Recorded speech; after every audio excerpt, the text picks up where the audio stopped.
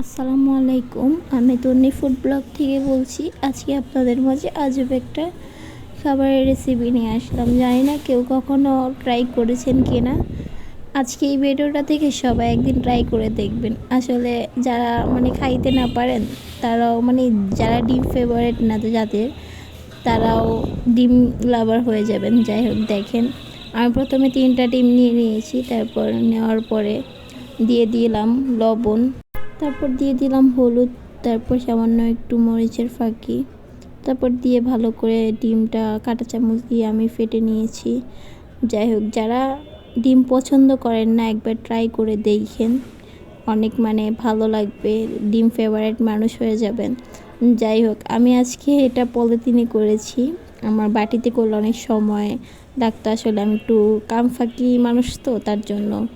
যাই হোক, এখন আমার ডিমটা সিদ্ধ হয়ে গেছে, আমি এখন কাটছি। দেখছেন কি সুন্দর হয়েছে।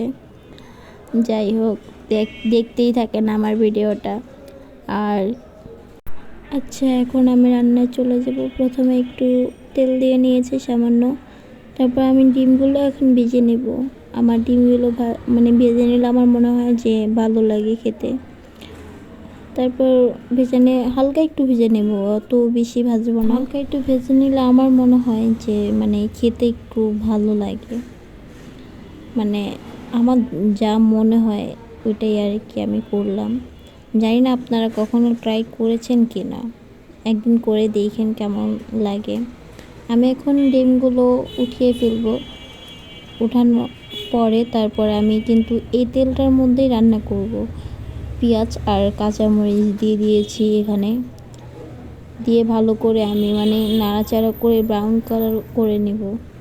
এখনও যারা যারা আমার চ্যানেলটা সাবস্ক্রাইব করেন নাই, তাড়াতাড়ি আমার চ্যানেলটা সাবস্ক্রাইব করে দিন, লাইক কমেন্ট শেয়ার করবেন, অন্যকে দেখার সুযোগ করে দিবেন। আমাকে একটু সাপোর্ট করবেন, সামনে যেন আরও ভালো কিছু করতে পারি, আপনাদের কাছে যেন আমি আরও ভালো ভালো রেসিপি নিয়ে আসতে পারি। যাই হোক, এখন আমি রান্নায় চলে যাই। এখন আমার পেঁয়াজটা ব্রাউন কালার হয়ে যাওয়ার পর আমার সামান্য একটু পানি দিয়ে দিয়েছি। দেওয়ার পরে তারপরে এখন দিয়ে দিব হলুদ, মরিচ, তারপর লবণ দিয়ে ভালো করে আমি নাড়াচাড়া করে নেব, কষিয়ে নেব এখন ভালো করে। আর হ্যাঁ, এতদিন কিন্তু আমি খুবই পরিমাণে খুবই অসুস্থ ছিলাম, যার জন্য আপনাদের মাঝে আমি রান্নার ভিডিও নিয়ে আসতে পারি নাই। আল্লাহর অশেষ রহমতে এখন আমি অনেক অনেক সুস্থ আছি।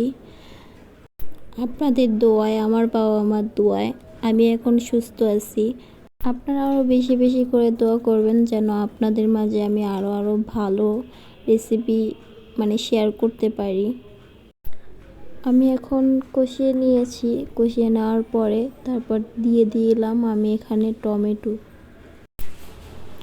টমেটোটা দিয়ে আমি ভালো করে নাড়াচাড়া করে নিতেছি। আর কমেন্ট করে জানাবেন এই রেসিপিটা আপনারা কখনো ট্রাই করেছেন কি না। যাই হোক, এখন আমি দিয়ে দিয়েছি ওই ডিমটা ভেজে রেখেছিলাম না, ওইটা দিয়ে দিয়েছি। দেওয়ার পর এখন আমি নাড়াচাড়া করতেছি। আর আমি সামান্য একটু জিরার ফাঁকি দিয়ে একটু নাড়াচাড়া করার পরে নামিয়ে নেব। একটু পরে নামিয়ে বাটিতে ঢেলে আপনাদের দেখাবো।